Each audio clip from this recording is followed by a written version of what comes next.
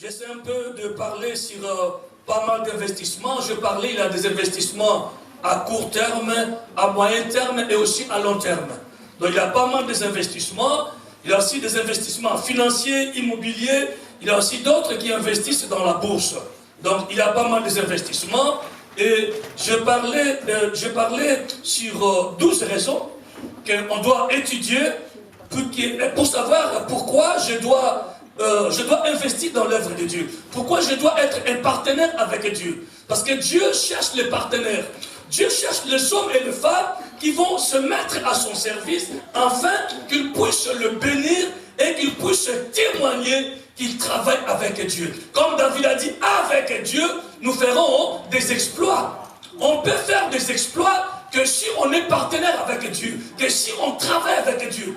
C'est ça le problème. Voilà pourquoi il est important d'investir dans le Seigneur. D'investir dans l'œuvre de Dieu. Je n'ai jamais vu quelqu'un investir et que son argent puisse se perdre. Des fois, il y a des assurances qui couvrent votre financement, votre investissement. Amen. Amen. Alors, j'ai dit que nous allons voir 12 raisons qui doivent pousser un enfant de Dieu à investir dans le royaume de Dieu. Nous avons dit que la première des raisons était, je dois investir parce que l'Éternel est la source de ma bénédiction. Amen. Voilà la première raison qui doit pousser chaque enfant de Dieu de comprendre que ce que je peux avoir aujourd'hui, je ne l'ai pas acquis par moi-même. Alléluia. Alléluia. Amen. Que tout ce que je suis aujourd'hui, ce n'est pas par ma propre force, mais c'est l'Éternel qui me l'a donné. Ça vient de l'Éternel. Alors en guise de reconnaissance, je dois investir dans son œuvre. Alléluia. Amen. Il est important, peuple de Dieu. Ce n'est plus le temps de passer à côté de la plaque. Non, c'est maintenant le temps d'avoir la révélation de Dieu. De marcher avec Dieu et de vivre les choses de surnaturelles. Je vais dire ce matin à quelqu'un, pour vivre les choses de surnaturelles, il faut travailler avec Dieu. Il faut être un investisseur. Lorsque vous allez investir dans l'œuvre de Dieu, c'est alors Dieu sera de ton côté. Voilà la première des raisons.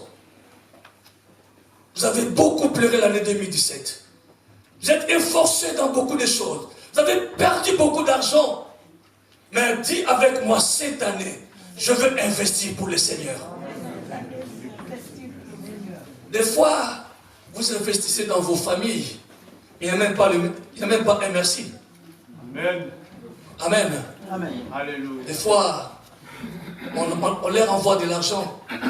Ils se réjouissent sans merci. Mais lorsque tu investis dans le Seigneur, sache-le très bien, le Seigneur a 2 livres. Un livre de souvenirs et aussi un livre de vie. Tout ce que nous faisons pour le Seigneur, c'est écrit dans le livre de vie. Et aussi, c'est aussi important. Parce que quelque part dans le livre d'Ésaïe, Ésaïe a dit, venons et plaidons ensemble. Amen. Je suis en train de vous donner des arguments. Je suis en train de vous fonder qu'un jour devant les problèmes, que tu puisses dire à Dieu, souviens-toi de moi. Alléluia. Oui, des fois on peut traverser des moments de difficulté. Des fois aussi on peut connaître des temps difficiles, des moments de pleurs, là où les choses ne marchent pas. Mais ce n'est pas pleurer qui va toucher le cœur de Dieu. Dieu a besoin que tu parles. Dieu a besoin de dire, Sylvie, parle maintenant. Quel est ton problème et défends-toi. Or, pour se défendre, il faut avoir les arguments. Le roi Ézéchiel avait les arguments. Il a dit, Seigneur, souviens-toi, quand je suis devenu roi, j'ai ôté tous les idoles d'adoration dans les pays. Et j'ai ramené ton peuple dans l'adoration juste. Et j'ai ramené la droiture et la justice dans le pays. Lorsque Dieu a écouté, les arguments du roi Ézéchiel, déclare que pendant que Ésaïe le prophète n'a pas encore fini de sortir, Dieu lui a répondu. Amen. Alléluia. Amen. Je veux dire à quelqu'un que Dieu ne répond pas seulement tardivement, mais Dieu aussi répond à tout à l'heure aussi. Amen. il est important d'investir. Dis Seigneur, pendant que j'étais en France, j'ai investi dans ton église. Les instruments que vous voyez, c'est moi qui l'ai acheté. Hein, tu ne parles pas à l'église, mais tu parles à l'Éternel. Amen. Alléluia. Amen. Seigneur, tu te souviens que lorsque l'église avait besoin de nouvelles chaises, moi j'ai donné 50 chaises. Quelqu'un peut dire avec moi Amen. Amen. Seigneur, lorsque l'opération était donnée pour l'achat de ces locales, moi j'avais contribué. C'est ça, investir dans le Seigneur. Et lorsque tu seras devant un effet accompli, ce sont maintenant des arguments qui te vont maintenant pousser devant le Seigneur. Amen. Comme l'Éternel, c'est un Dieu, il va t'écouter et il va te répondre favorablement. Amen. Nous voulons voir maintenant, je parlais aussi sur les deuxième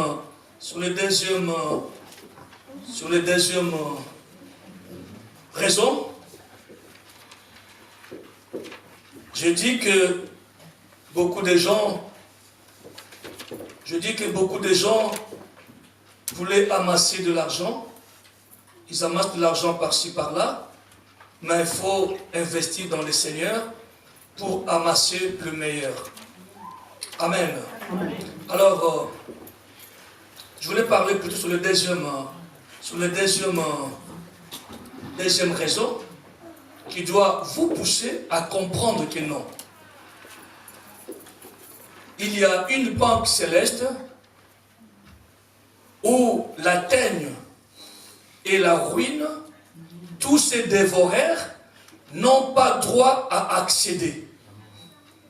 Mais dans le banque qui est sur la terre, quelles que soient les assurances que tu peux prendre, ils peuvent aussi dire que voilà, en tout cas, nous sommes tombés en faillite, vous et moi, ça se comprend. Amen. Vous vous souvenez combien de gens ont investi auprès de Bernard Madoff? Vous vous souvenez encore, non? Les gens croyaient que c'était une banque garantie. Mais après, ils ont retrouvé que leur argent ont été partis. Et beaucoup qui ont investi des millions, ils ont même fini par mourir. C'est pour vous dire que l'investissement le meilleur, ce n'est que dans le Seigneur. Amen. Là où la teigne et la ruine n'ont pas l'accès. Amen. Amen. Alors ce matin, je voulais voir maintenant quelques raisons aussi. Nous allons voir deuxième raison. Comme je porte des trésors et des richesses de Dieu, je dois investir ces trésors pour son œuvre. C'est-à-dire, le mettre au service de Dieu. Je veux que vous puissiez comprendre que chacun de nous porte des trésors. Vous avez des trésors, des dons. Vous avez des richesses que Dieu a investies en vous. Alors, Dieu vous demande que ces trésors doivent être investis pour son œuvre. Il faut se mettre au service de Dieu. Qu'est-ce qu'il faut mettre au service de Dieu? Je dois investir même mon temps pour le Seigneur. Alléluia. Lorsque nous venons dans ces lieux pour le Seigneur, et que d'autres sont devant leur télé, d'autres ils font ce qu'ils veulent, gloire au Seigneur, mais nous donnons notre temps au Seigneur. Nous devons savoir que ces temps, ce ne sont pas des temps perdus. Amen. Le Seigneur en tient compte. Le Seigneur s'en souviendra de tous les temps que nous passons devant sa présence. Voilà pourquoi il est important d'investir aussi mon temps, d'investir mon énergie, mon amour, tout mon savoir pour Dieu. Amen. Tout ce que j'ai, ça vient que de la part de l'Éternel. Tous les dons que tu peux avoir, toutes les richesses que tu peux avoir, ce sont des trésors que Dieu a investis en vous. Et Dieu a besoin que tous ces trésors, que vous l'investissez aussi à son service. Alléluia. Je dois m'investir dans un département qui est à l'église. Dans l'église, nous avons pas mal de départements. Et il faut investir, il faut s'investir dans l'église. L'église n'est pas un lieu de spectateurs non peuple de Dieu. L'église, c'est un lieu où tout le monde doit être acteur. Amen. Alléluia. Amen. Je bénis Dieu parce que sur 100% des intercesseurs, au moins 90, ils sont des acteurs. Gloire au Seigneur, amen. Si 90 de nos intercesseurs que nous prions chaque lundi, au moins 90 est capable de diriger un culte. Ils sont venus comme vous, mais ils se sont levés. Ils ont dit non, je dois investir pour le Seigneur. J'entre dans les départements d'intercession, je commence à intercéder. Et aujourd'hui, ils sont montés pour servir le Seigneur. Amen. Nous avons beaucoup de départements. Nous avons les départements des partenaires aussi. Venez, dis, pasteur, moi, Dieu m'a fait grâce. Je veux m'investir dans les partenariats. Je veux investir dans les départements prêcher avec son serviteur. Je veux investir dans le filmage. Il y a même un département qui est là, qui cherche même les gens pour filmer. Nous avons même, c'est un peu de voir. Nous avons aussi, notre frère nous a fait un don d'un ordinateur. Il a fait aussi un don de cet appareil. Mais il y a maintenant personne qui peut maintenant le manipuler quand il n'est pas là. Or les jeunes sont là. Pourquoi pas venir? Je dis, pasteur, moi je veux apprendre maintenant comment faire la projection. C'est tout ça, ça fait partie de l'investissement. Alors plus que nous investissons pour Dieu, plus que nous sommes bénis en retour. Amen. Amen. Plus que nous investissons, plus qu'au retour, Dieu va aussi nous bénir. Prenons rapidement Colossiens chapitre 3, versets 23 à 25, et aussi Apocalypse. Et aussi Apocalypse 22, partie du verset 12 à 13. Colossiens chapitre 3, partie du verset 23 à verset 25. Allez-y, ma sœur Micheline, rapidement. Colossiens 3, verset 23 à 25. J'ai la parole du Seigneur. Amen. Tout ce que vous faites, faites-le de bon cœur. Faites-le de tout votre cœur. Comme pour le Seigneur. Comme pour le Seigneur. Et non pour des hommes. Et non pour des hommes. Sachant que vous recevrez du Seigneur. Sachant que vous recevrez du Seigneur. L'héritage pour récompense. L'héritage pour récompense. Servez Christ. Servez Christ. Le Seigneur. Car celui qui agit injustement. Car celui qui agit injustement. Recevra selon son injustice. Et il n'y a point d'acception de personne. Amen. Amen. Amen. Parole du Seigneur. Amen. Parole du Seigneur. Amen. La Bible nous parle que tout ce que vous faites, faites-le de tout votre cœur. J'ai beaucoup aimé l'enseignement que le patriarche Anthony Mobejo a enseigné aux serviteurs de notre Église. Il nous a parlé sur les serviteurs invisibles. Qui connaît ces serviteurs invisibles? Oh, c'était merveilleux. Le patriarche nous a enseigné sur un serviteur invisible qui s'appelle le ver de terre. Quelqu'un voit un peu le ver de terre? Entre maintenant vers la boue, essaie maintenant de la toucher. Je vois ce que dit maintenant, c'est crade, non? C'est crade, hein? C'est même pas beau à voir ni à toucher. Amen. Mais c'est un serviteur qui est puissant. Il contribue pour la croissance. Il contribue dans les jardins. Il fait un grand travail, même lorsque l'eau de pluie tombe. Le terre de verre fait un grand travail. Et Jésus a dit dans Psaume 22, verset 9, je suis un verre et non une personne. Amen. C'est juste pour vous dire que tout ce que vous faites, faites-le de tout votre cœur. Même si vous travaillez, ne cherchez pas l'approbation des gens. Ne cherchez pas que les gens puissent vous acclamer. Faites un travail en coulisses. Lorsque le jardinier reçoit la production, jamais il invite le ver de terre à manger avec lui. Hein. Mais pourtant, c'est lui qui est en train de fertiliser la terre. Il est en train de canaliser pour que l'eau puisse passer comme il faut. Non, tout ce que tu feras pour le Seigneur, fais-les de ton cœur. Au fond de ton cœur. Ne cherche pas l'approbation des gens. Cherche simplement que Dieu puisse t'approuver. Cherche l'approbation de Dieu. Que Dieu t'acclame et non un homme. Les hommes peuvent t'acclamer. Les hommes peuvent t'acclamer. Et si Dieu ne t'acclame même pas, quelle sera ta récompense? Alléluia. Voilà pourquoi Paul a dit aux Colossiens, tout ce que vous faites, faites-le de bon cœur. Ne le faites pas de mauvais cœur, mais faites-le de bon cœur. Comme pour le Seigneur. C'est-à-dire que vous devez savoir que ce que tu fais, tu ne le fais pas pour que les hommes puissent te glorifier, pour que les hommes puissent t'acclamer, mais tu le fais pour le Seigneur. Amen. Alléluia. Sachant que vous recevrez du Seigneur l'héritage pour récompense. Il y a une récompense qui nous est réservée lorsque nous faisons toutes les choses selon les seigneurs. Il y a une récompense qui nous attend lorsque nous allons travailler pour le Seigneur. Il a dit, car celui qui agit injustement recevra selon son injustice, car en Dieu, il n'y a point de favoritisme. Amen. Amen. Moi, je peux vous favoriser. Amen. Moi, je peux faire n'importe quoi. Mais en Dieu, il n'y a point d'acception de personne. Amen. Dieu juge tout le monde comme une personne. Amen.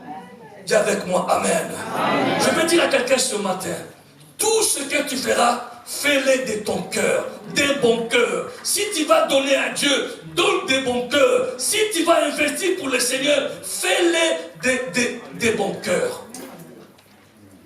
Afin que tu puisses recevoir une récompense. Apocalypse 22.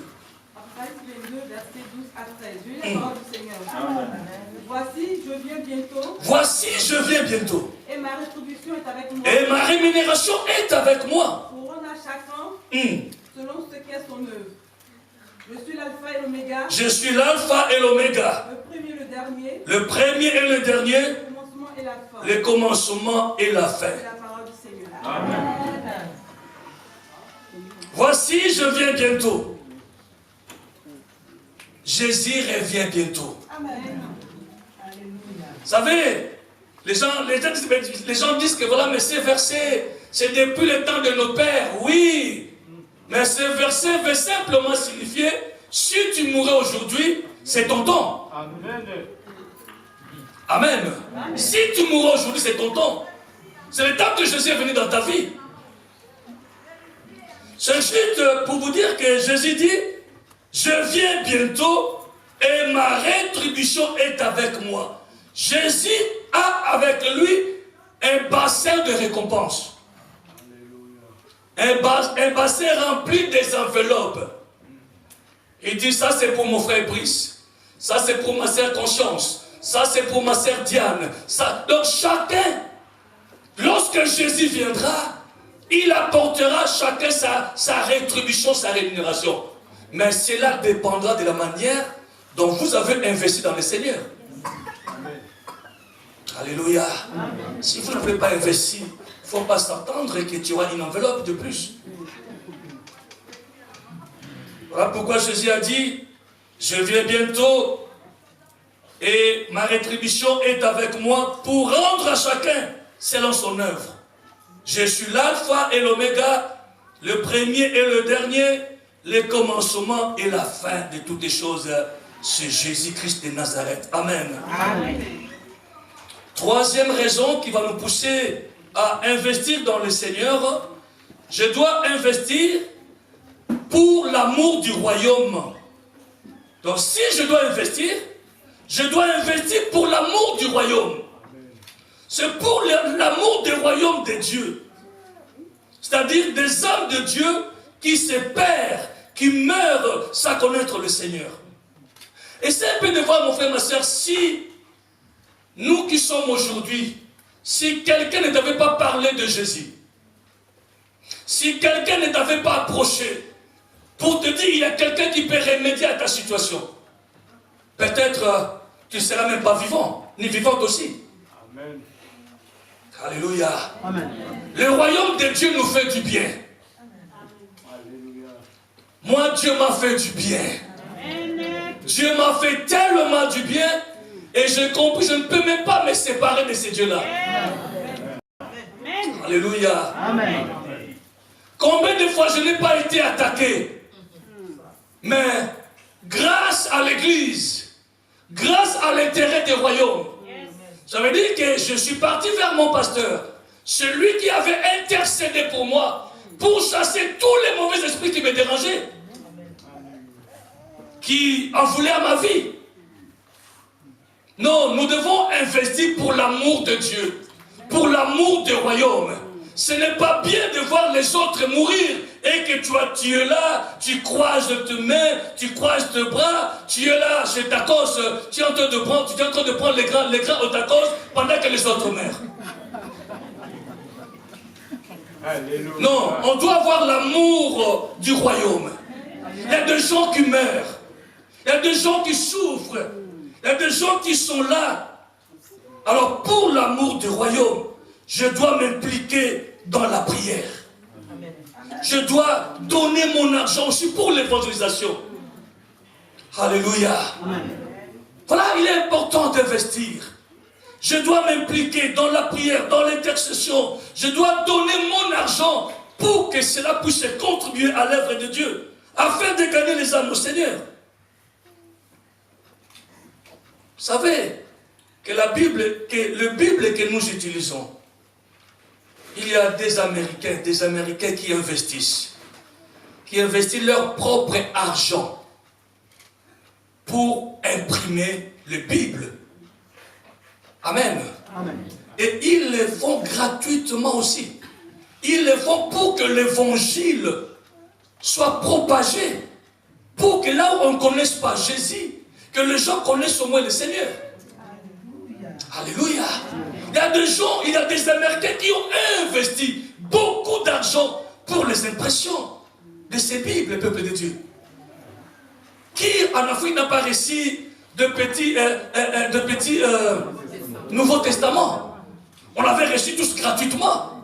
Et aussi certains des versets que vous reconnaissez aujourd'hui, comme Jean 3,16, c'était à travers ces petites Bibles. Il y a des gens qui ont investi. Ils ont investi leur argent. Ils ont compris que non, les gens ne peuvent pas mourir. Je dois mettre mon argent pour le Seigneur. Amen. Ils ont donné des dollars, des millions de dollars pour la propagation de l'évangile à travers la Bible. Ils impriment de la Bible et ils les partagent gratuitement. Comment Dieu ne peut pas bénir de telles personnes? Comment Dieu ne peut pas bénir de telles personnes? Tu veux être béni en Dieu? Investissez dans son service. Investissez dans l'œuvre de Dieu. Et Dieu vous bénira. Amen. Amen. Le pasteur Martin Damokwe nous a enseigné que des fois, quand les choses ne marchent pas, investis-toi dans le travail. Cherche quoi faire pour le Seigneur. Et lorsque Dieu te voit investir dans son travail, selon Dieu maintenant viendra vers toi. Amen. Toi, tu dis, ce n'est pas mon église. Je pars simplement pour prier. Ce n'est pas mon problème. Mais oui, c'est bien. Mais lorsque tu auras un problème, tu vas courir où? À l'église. Alléluia. Amen. Non, il faut aimer votre église. Amen. Il faut aimer votre église.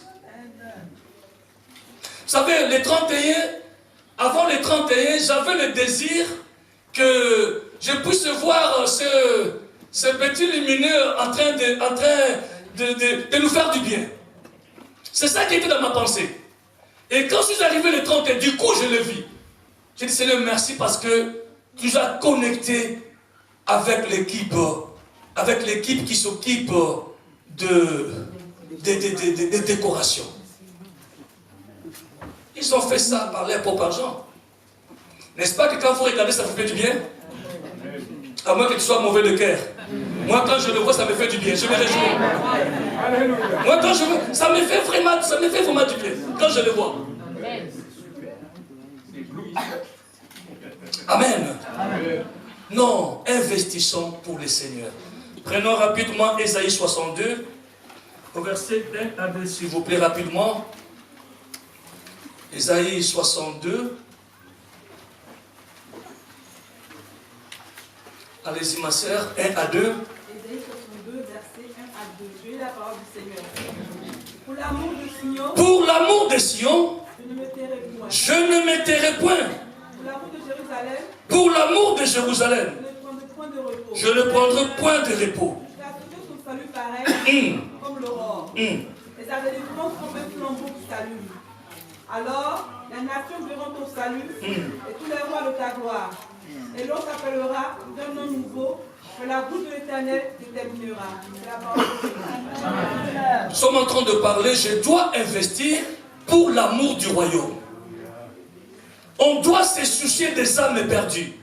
On doit se soucier de gens qui ne connaissent pas le Seigneur. Alors des fois, tu n'as pas le temps d'aller évangéliser, mais notre argent peut aussi contribuer pour que les gens reçoivent Christ comme Seigneur et Sauveur. Voilà pourquoi Dieu a parlé à travers son serviteur Ésaïe en disant que pour l'amour de Sion, je ne me tairai jamais. Je ne resterai pas tranquille pendant que Sion est bouleversé, pendant que Sion a des problèmes, pendant que Sion a des situations difficiles, je ne me tairai jamais. Je ne resterai jamais tranquille.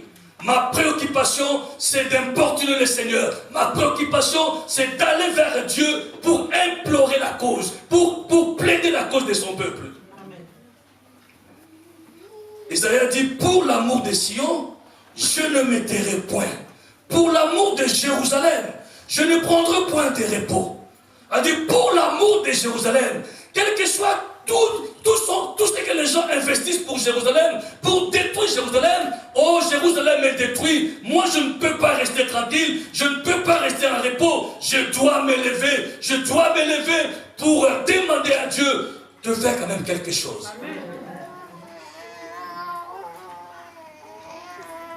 Jusqu'à ce que son salut paraisse, jusqu'à ce que Jérusalem soit libérée, soit affranchie et soit dans la paix comme l'aurore et sa délivrance comme un flambeau qui s'allume. Il est important, peuple de Dieu, d'investir pour l'amour du royaume. Aimer le royaume de Dieu. Et c'est un peu de voir ce que le royaume de Dieu a fait pour toi. La protection que vous bénéficiez aujourd'hui, c'est grâce au royaume. Amen. Alléluia. Amen. Aimez votre église. Aimez Dieu de tout ton cœur. Donnez à Dieu le meilleur de vous-même. Investissez pour le Seigneur.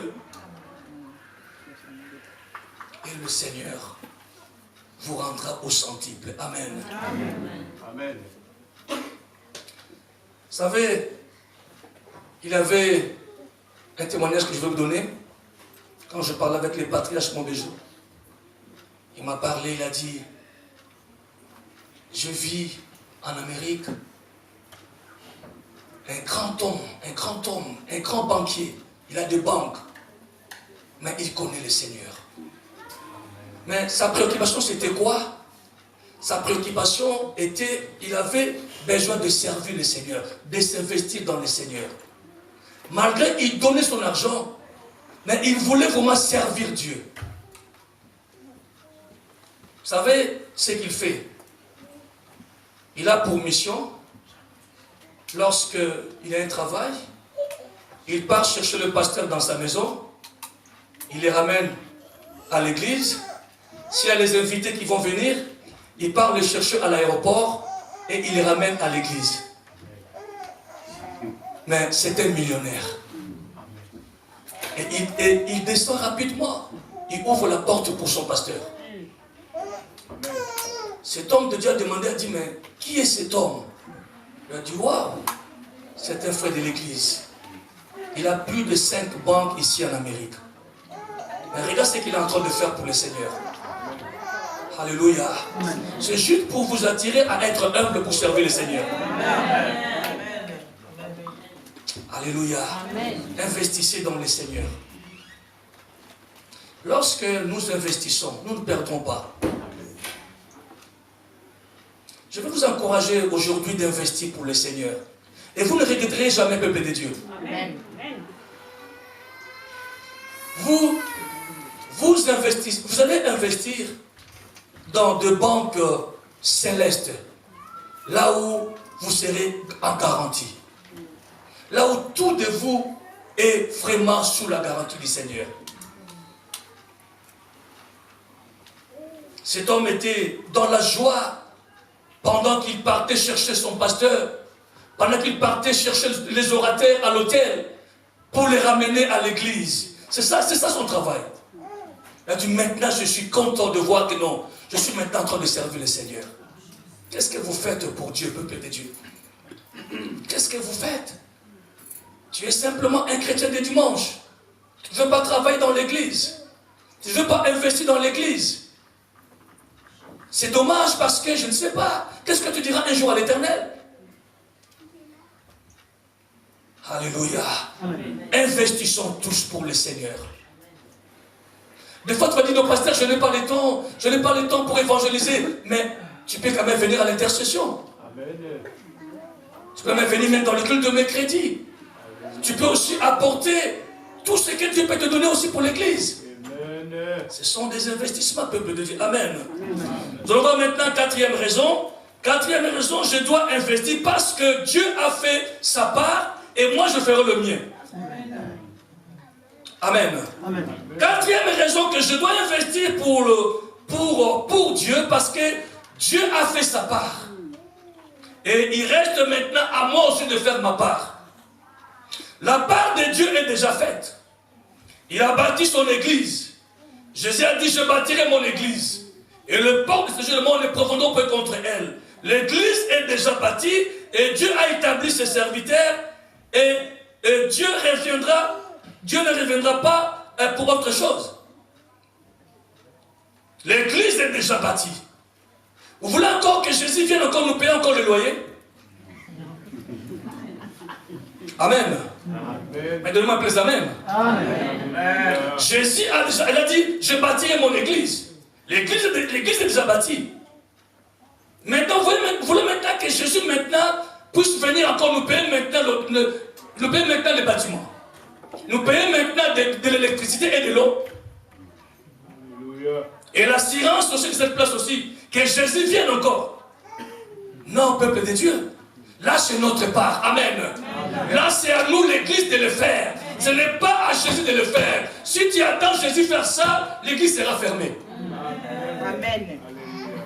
Alléluia. Amen. Voilà pourquoi je dois investir parce que Dieu a fait sa part et moi, maintenant, je dois aussi faire ma part. Je veux que cette année 2018, je veux que les gens investissent pour le Seigneur. Vous avez beaucoup investi ailleurs.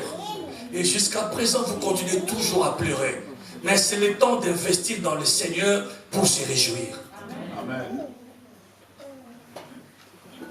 Nous devons payer les loyers. Nous devons payer l'électricité. Nous devons aussi payer de l'eau. Et c'est un peu de voir que vous entrez dans les toilettes, vous faites les besoins et maintenant on nous a coupé de l'eau. Alors quelqu'un d'autre aussi veut maintenant entrer. Il regarde maintenant, il voit. C'est comment? C'est crade, hein? Dis avec moi, c'est crade. Amen. Non, c'est à nous l'église. Je veux ce matin, je veux vous interpeller. Je veux que vous changez un peu de mentalité, de voir que non, Dieu a fait sa part et moi jusqu'à présent, je ne fais pas comme ma part. Et pose-toi la question maintenant toi-même, que dois-je faire pour mon Dieu? Parce que Dieu a fait beaucoup pour toi. La bonne santé que tu as, la beauté que vous avez, tout ce que tu peux avoir, c'est Dieu qui l'a fait pour toi, mon frère, ma soeur. Et pose-toi maintenant la question, qu'est-ce que moi je fais pour l'Éternel? Qu'est-ce que moi je fais pour l'Éternel? Regarde un peu ton voisin. Regarde bien ton voisin. Pose la question, mon frère, dis-moi un peu, qu'est-ce que tu fais? Pose le pas à ton frère. Pose-le pas à ton frère, qu'est-ce que tu fais?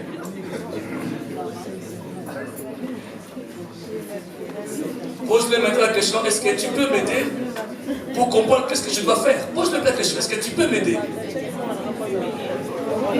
Wendy, pose la question à ta soeur, dis-moi un peu, qu'est-ce que je dois faire? Pose la question à papa, qu'est-ce qu'on peut faire? Nadia, qu'est-ce qu'on peut faire? Qu'est-ce qu'on peut faire, maman parfaite? Qu'est-ce qu'on peut faire, Gaël? Qu'est-ce qu'on peut faire, Natacha? Qu'est-ce qu'on peut faire?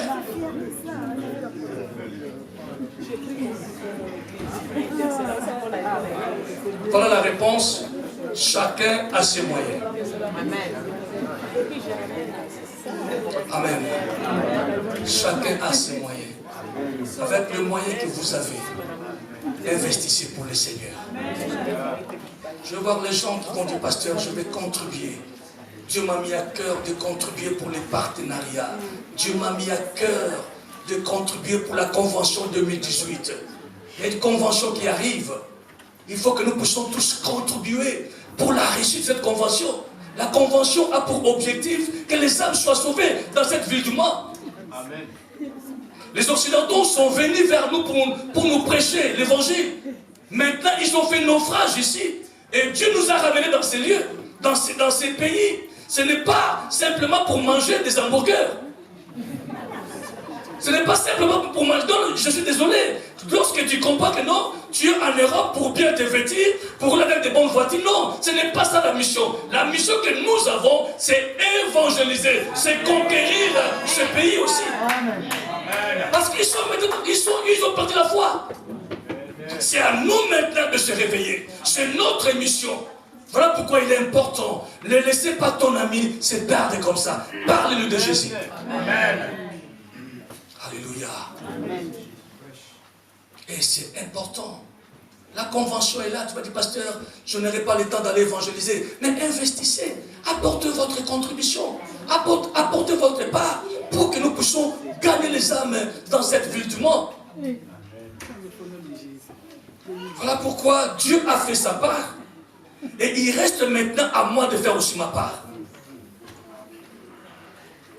Quelle est votre part pour le Seigneur, mon frère, ma soeur? Quelle est votre part? Quel est le soutien que vous apportez pour votre église? Pour que votre église continue à vivre et que Jésus soit glorifié. Vous savez, les problèmes que nous avons les Africains dans nos pays, c'est parce que nous voulons simplement dépendre des Occidentaux et des Américains. Qu'est-ce qu'on fait? N'est-ce pas qu'on dit simplement, n'est-ce pas qu'on tend que la main? Or, lorsque quelqu'un tend la main, il est comment? Il est inférieur. Quelqu'un comprend? Lorsque vous tendez la main simplement pour demander, c'est que vous êtes inférieur. Voilà pourquoi les Occidentaux et les Américains se considèrent comme supérieurs, parce qu'ils ne font que nous donner. Vous êtes avec moi? Waouh! Amen. C'est-à-dire que chaque fois que Dieu vous donne, et que toi tu ne veux pas donner à Dieu, il ne faut pas s'attendre à des grandes choses. Dieu vous donne la bonne santé, Dieu vous donne le souffle de vie, Dieu est en train de vous protéger, Dieu est en train de marcher avec vous, vous avez quand même un bon travail, une bonne femme, les enfants, tout ce que vous avez, c'est Dieu qui vous a donné. Amen. Et qu'est-ce que vous avez donné à ces dieux-là? Qu'est-ce que tu donnes à ces dieux-là?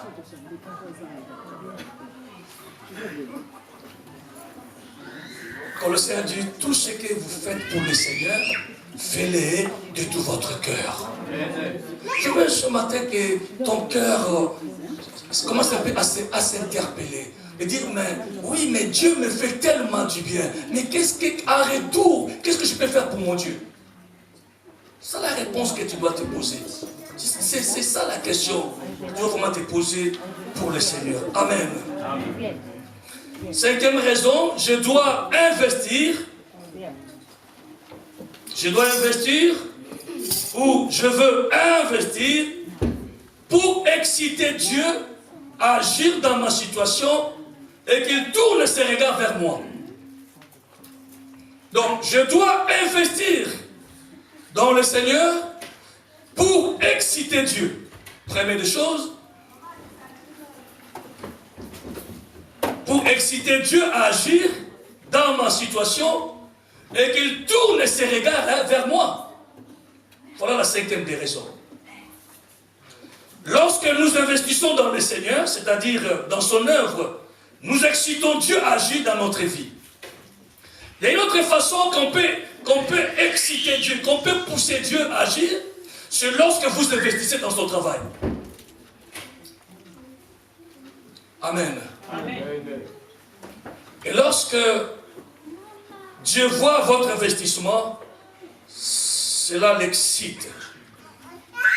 Cela excite Dieu à venir répondre à votre situation. Exciter veut simplement dire mettre en mouvement, mettre en action, se provoquer, stimuler, ou encourager, motiver, entraîner, ou pousser quelqu'un à. C'est ça qui veut simplement signifier exciter. Alors lorsque nous investissons dans le Seigneur, nous demandons à Dieu d'agir en notre faveur. Nous remarquons dans nos banques, si vous investissez, si vous déposez une grosse somme dans votre banque ou bien auprès de votre banquier, ces derniers chercheront à vous contacter afin de te proposer certains avantages pour ce que tu as investi. Quelqu'un a été contacté par son banquier? Amen. Vous savez, lorsque vous déposez une grosse somme dans votre banque, lorsque ça tombe sur votre compte, pouf, vous devez s'attendre que dans la semaine qui arrive, les banquiers vont vous contacter. Amen. Va dire, écoutez, Madame Marichka, je vis, vous avez excellé sur votre compte. Hein? Alors, quels sont tes projets? Si tu n'as pas de projets, il va maintenant t'amener à réfléchir et avoir d'autres projets. Tu t'amener même à entrer dans d'autres projets. Et il va aussi te montrer, il va te proposer certains avantages pour ton investissement. Qu'est-ce qui a attiré les banquiers? C'est la grosse somme que vous avez déposée sur votre compte. C'est cette somme-là qui l'a excité à agir. Mais avant, lorsque ton compte était toujours en découverte, jamais il t'a appelé. Hein? Papa Crépin. Jamais il va t'appeler, jamais. Tu vas simplement avoir des courriers. Non, mais fais un effort de mettre en ordre ta situation. Tu reçois plein de courriers. Mais depuis le jour où il a vu 50 000 sur les comptes, 4 fois 200 000, c'est pas possible. Oui, je suis bien chez M. Crépin, oui. Est-ce que je peux prendre rendez-vous avec vous? Pas de souci. Tu viens, il commence à dire voilà, tu peux prendre ça, on peut investir sur ça. Hein, mais c'est l'exemple, on peut investir sur ça. Pourquoi? Parce qu'il a vu quelque chose consistant qui a été déposé sur votre compte. Cela lui a excité, lui a encouragé, lui a poussé à vous appeler pour prendre contact et s'entretenir avec lui. C'est pareil avec notre Dieu. Lorsque vous investissez pour le Seigneur, vous provoquez les bénédictions. Amen. Amen. Celui qui veut être béni, qu'il provoque le Seigneur. Investissez dans le Seigneur, c'est exciter Dieu à agir en votre faveur. C'est pousser Dieu à venir voir ta situation. C'est pousser Dieu à intervenir face à votre situation. Prenons rapidement 2 versets qu'on va lire. 2 Rois chapitre 4. 2 Rois chapitre 4, versets 8 à 17. Et Luc chapitre 7, versets 1 à 5. 2 Rois 4, 17. Je pense bien, on connaît bien l'histoire. Mais cette histoire, ça va quand même nous donner une nouvelle révélation. Allez-y, ma sœur Micheline. 2 Rois 4.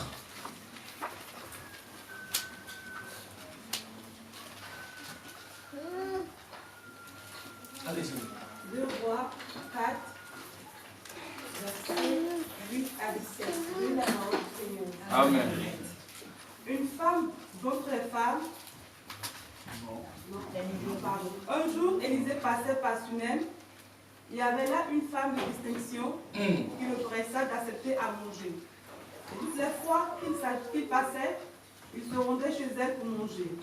Elle dit à son mari, voici, je sais que cet homme qui passe toujours chez nous est un saint homme de Dieu.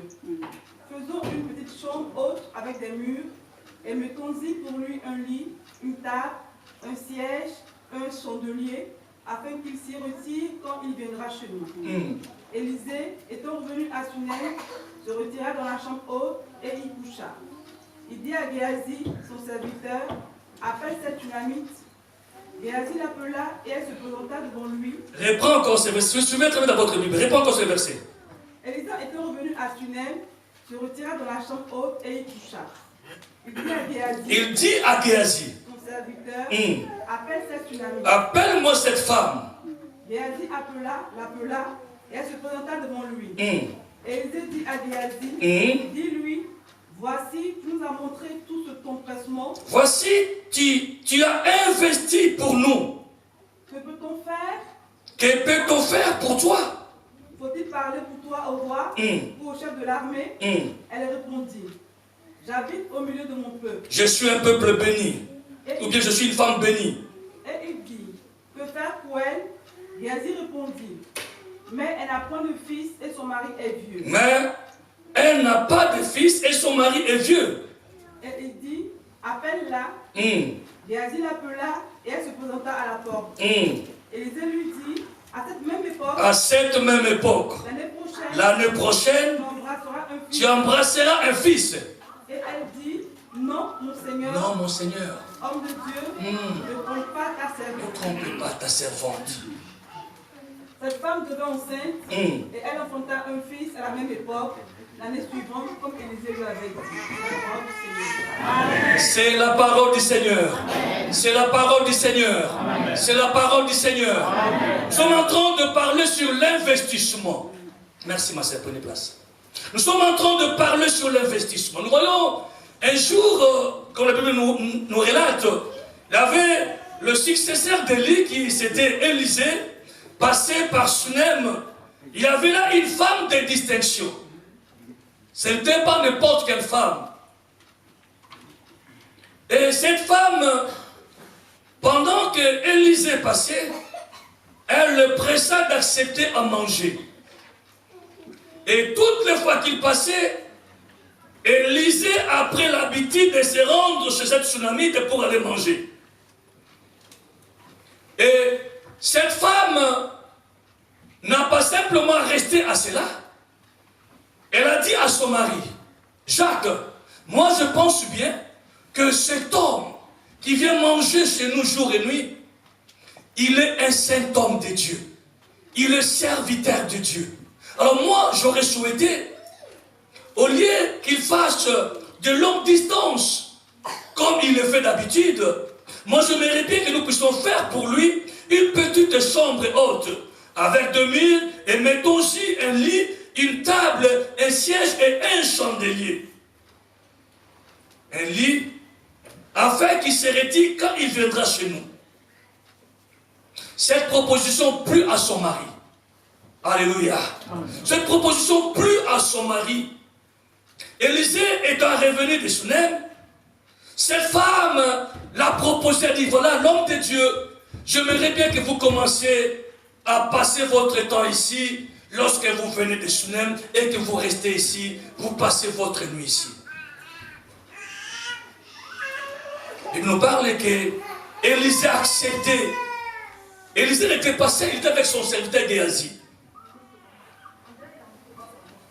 Il dit à Géasi, son serviteur, pendant que Élisée a vu cet amour, l'empressement, tous les biens que cette femme a fait pour l'homme de Dieu et son serviteur, il a dit, mais non, je ne peux pas rester tranquille, je ne peux pas fermer mes yeux par rapport à ce que cette femme nous a fait, Géasi.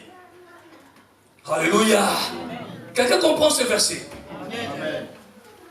Cette femme, la Tsunamite, avait la perception. Elle a compris que cet homme de Dieu, je ne peux pas le laisser comme ça. Je dois en profiter qu'il reste chez moi pour manger et dormir. Et pendant que cette femme cessait de faire toutes ces histoires, elle s'occupait d'Élisée pour son à manger et pour préparer son lit pour dormir, pour laver les affaires d'Élisée. Élisée n'était pas tranquille en lui-même.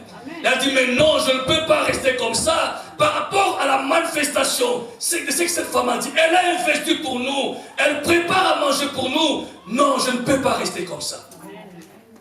Géasi, appelle cette femme. Demande-la quelle est sa préoccupation. Demande à cette femme quel est son souci. Élisée a dit, est-ce que madame, veux-tu que je te parle au niveau du roi ou bien des chefs de l'armée pour ta situation ou bien comme elle est? Non, je suis une femme bénie. Amen. Je suis une femme bénie. Je n'ai pas besoin du roi parce que je me connais avec lui. Je n'ai pas besoin des chefs d'armée parce que c'est mon ami aussi. Et Géasi, qui des fois lui tournait un peu à côté pour voir à la maison, il a dit, mais non, écoutez l'homme de Dieu, ils n'ont pas d'enfants. Et son mari, c'est déjà un vieux. Et il ne peut même pas faire les enfants. Alléluia. Amen. Dieu n'est pas dans la vieillesse. Amen. Dieu n'est pas dans les temps.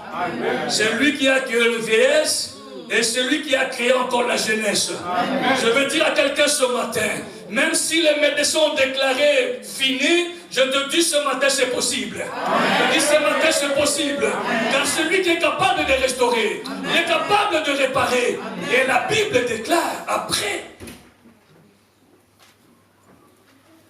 Géasi a dit à Élisée qu'ils n'ont pas d'enfant. Il a dit, appelle-la encore. Elle est restée derrière la porte. Et Élisée parlait.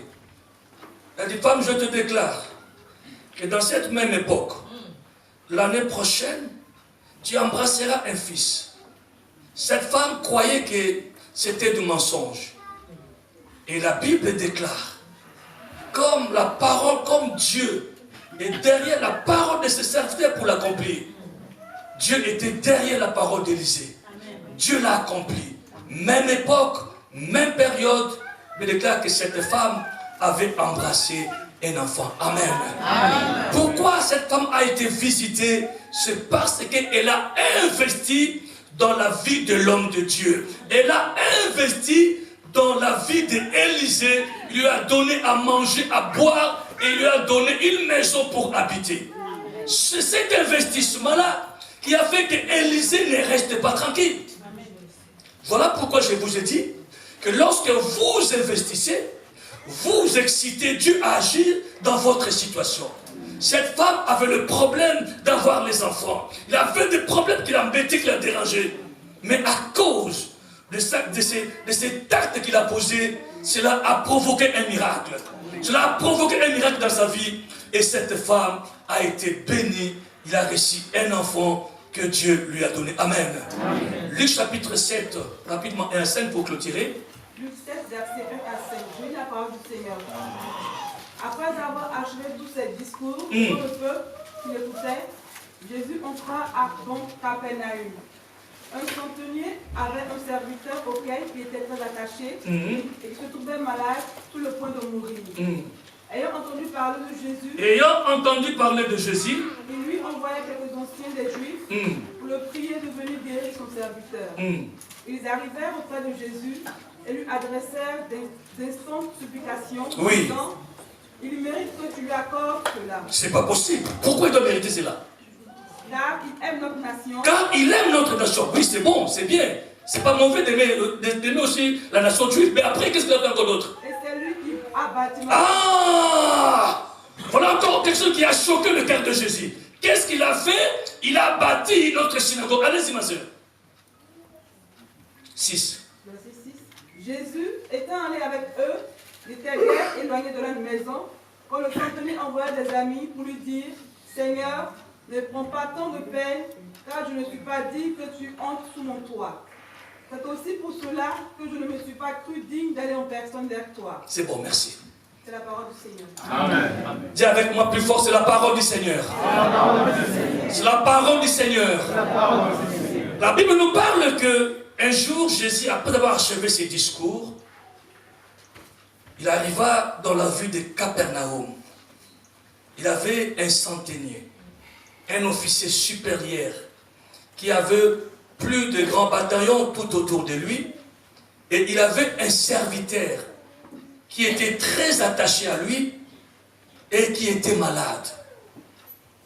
Il a pris de la peine pour cet homme-là.